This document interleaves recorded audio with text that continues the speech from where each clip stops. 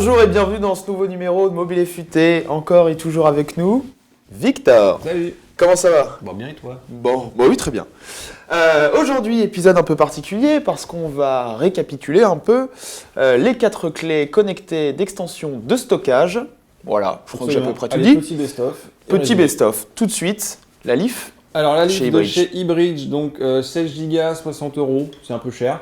Elle est USB 2, donc c'est pas la plus rapide. Par contre, franchement, c'est la plus travaillée au niveau de l'ergonomie, c'est la plus jolie, c'est la plus pratique joli. Une fois qu'elle est branchée au téléphone.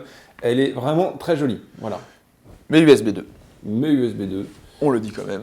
Et un petit peu cher. Et un petit peu cher. On enchaîne avec la SanDisk Wireless. Hop, hop.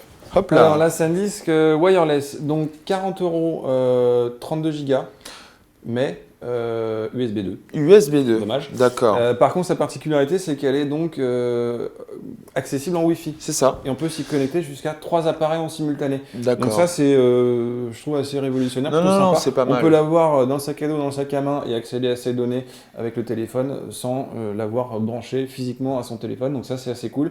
Voilà. En revanche, c'est plus lent. Voilà, bah oui, parce que c'est en Wi-Fi, donc il y a un peu de chargement pour lire les photos, les vidéos et tout. Donc ça, c'est un peu dommage, mais par contre, on peut la poser en soirée comme ça au milieu d'une table. Tout le monde s'y connecte en Wi-Fi et on se partage du contenu comme ça, c'est assez pratique. Donc c'est jusqu'à 3 appareils en simultané. En plus, c'est la moins chère. Et en plus, c'est la moins chère. On enchaîne avec la iStick Pro. Alors, la iStick Pro, bah écoute, tout simplement, c'est la seule qui est complètement universelle. D'accord. Alors non.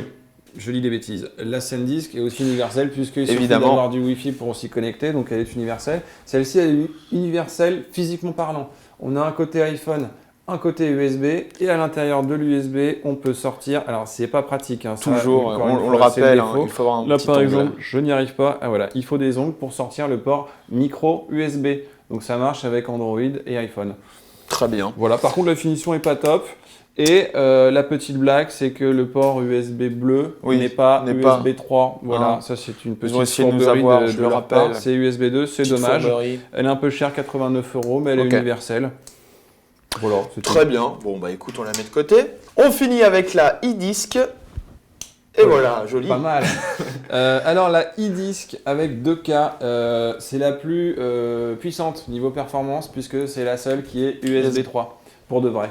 Voilà. Donc quand on veut utiliser, quand on veut copier des gros fichiers ou copier à l'intérieur de la clé une grosse quantité de données, bah, c'est la plus rapide. C'est la plus rapide, la plus compétitive. Voilà, ça, ce qui est mon cas, ça m'arrive souvent de copier beaucoup de vidéos, beaucoup de fichiers qui sont assez volumineux. D'accord. Et sincèrement, pour moi, ça c'est un argument clé, c'est la puissance et la vitesse de transfert. C'est super. Il a vendu combien?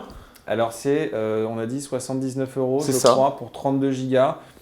Ce qui est dans la moyenne. C'est pas la plus chère. C'est pas la plus chère, c'est dans la moyenne. C'est pas la plus réussie ergonomiquement, elle est plutôt standard. Oui, elle se branche sous le téléphone comme ça, donc c'est pas ISO, hein, ça dépasse un peu, c'est pas terrible. D'accord. Mais la finition est pas mal, elle a l'air plutôt solide, elle est mignonne.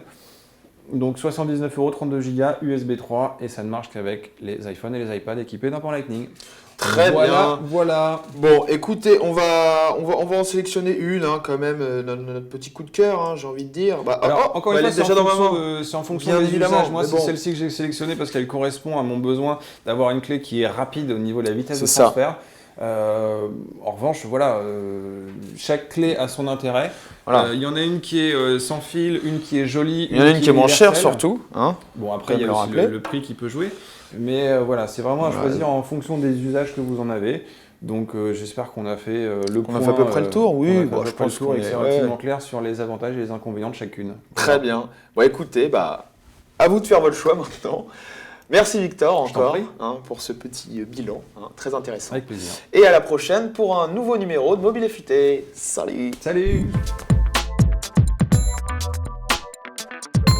Point Service Mobile, réparez plus pour jeter moins.